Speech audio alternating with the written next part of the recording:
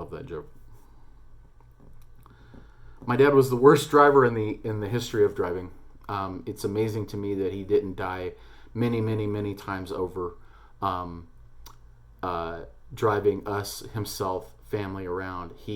This is not an exaggeration.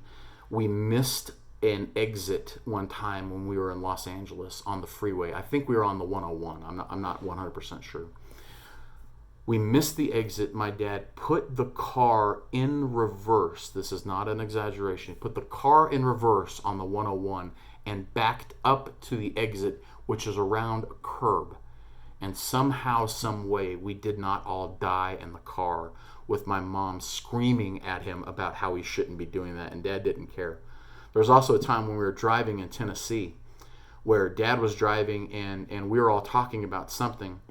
And very obviously up ahead, several hundred yards, there was a railroad crossing coming down, meaning the lights ding, ding, ding, ding, ding, ding, ding, and the arm is coming down like this, and everything like that.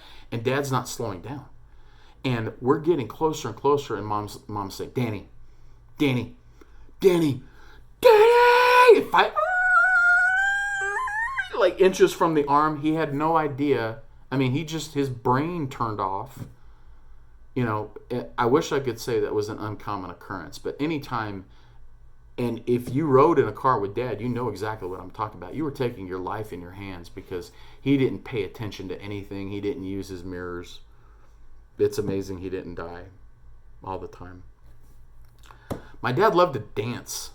I don't know if you guys, if many of you knew this, but he loved to dance. And so my sister and I, whenever we'd be messing around with the family or singing or dancing or anything like that, my dad would always look for an opportunity to get behind Celeste and I while we were doing whatever we were doing, whether we were singing or we were dancing or we were doing some sort of skit or doing something that would make us laugh when we were little.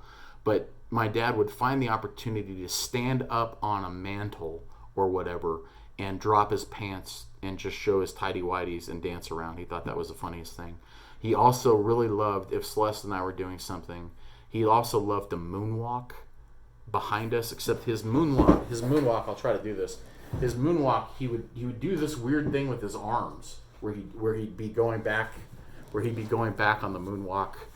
But if you ever saw videos of Celeste and I when we were younger, we were singing or whatever, one of those two things would be happening in the background of the video is my dad either dropping his pants or doing that strange-looking moonwalk with the strange arm thing.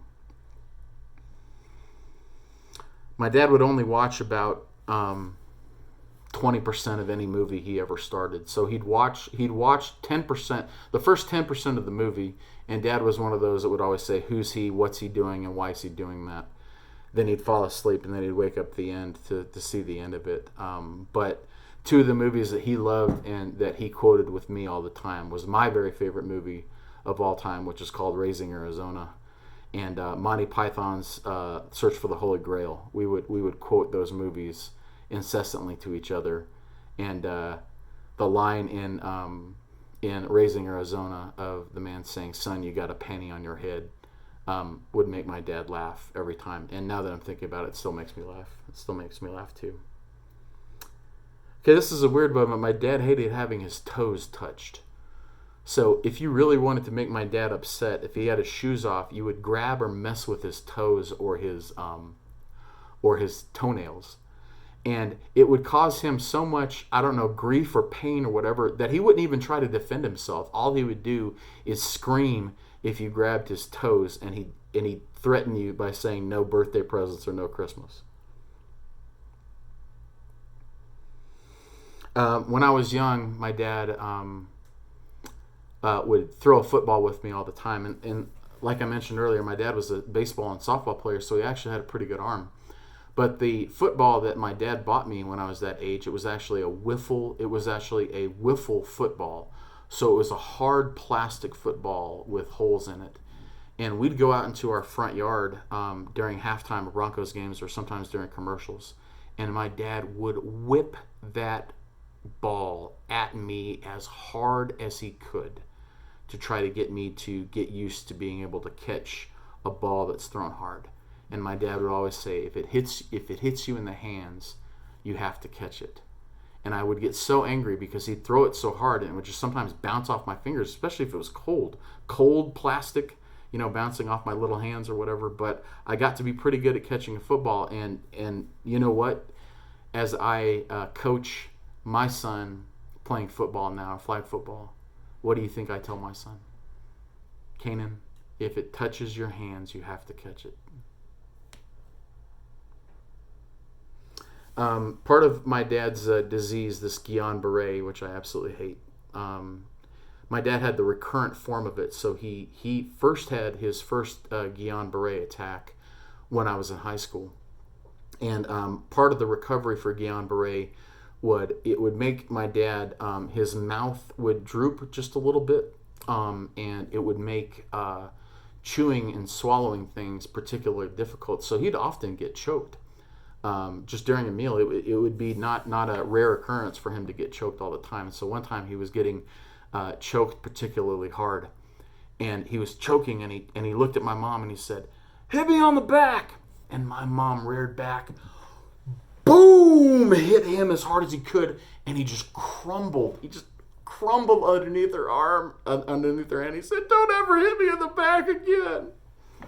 My mom was not only taller than my dad, but significantly physically stronger than my dad. So even though my dad loved my mom, and there are about 20 stories I could tell about dad of loving my mom, my dad was also a little bit afraid of her because she could manhandle him if she so desired. But I won't tell any of those stories. My dad loved to dress up like Santa Claus. So I know a lot of people have memories of him dressing up like Santa Claus and bringing joy to kids. And he'd go around to different houses for people at church or people at work or people that knew him. And he even continued this tradition whenever he was in skilled nursing and assisted living homes. Whenever it came time for Christmas, even though Dad was in a wheelchair or a walker, Santa Claus came to town to go around and see people. And that was just another thing that he did try to bring joy to people, and that was something that my dad really enjoyed to do. My dad very rarely told his own stories. If he was near my mom, he would prompt my mom by saying, "Latane, tell them about the time Latane, tell them about when whatever it was." And he would just smile. He would do this thing where he'd kind of interlace his fingers. I'm not going to stand up, but he'd interlace his fingers, and he'd listen to my mom tell stories about whatever he did. And he had so much joy in hearing my mom tell his stories for him. That's something that I'll always remember. I'm almost done.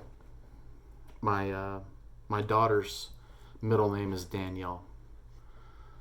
Part of the reason why my daughter's middle name is Danielle is because we found out that we were pregnant with Judah, my daughter, whenever my dad was ill, and whenever it was so close, whenever we, at the time, and this was 8.5 years ago now, at the time we were so sure that my dad was going to die because he was in a coma for so long with no hope, just no hope at all.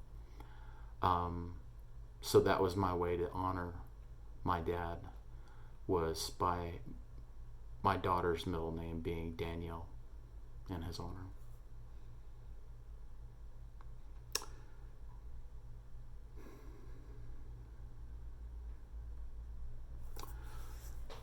I'm going to leave you with this, and this is the most important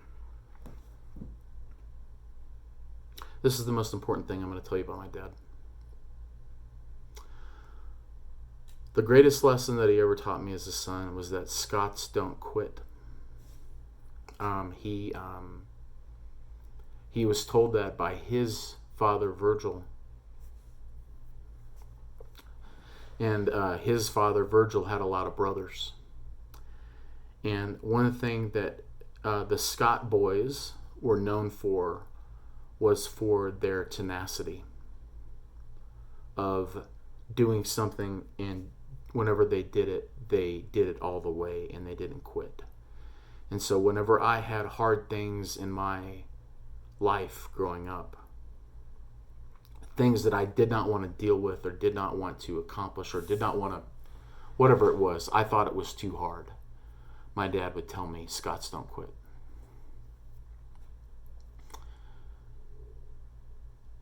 That's something I tell my children, my two Scots. Scots don't quit.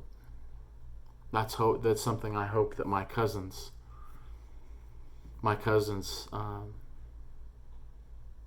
Matt and Michael Ann and Shelley, I hope they tell their children, Scots don't quit.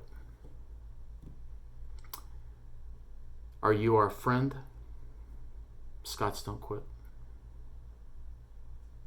Are you our enemy or our opponent? Scots don't quit. Are you up against insurmountable odds? Scots don't quit. Scots don't quit. Scots don't quit. I love you, Dad. I'll miss you.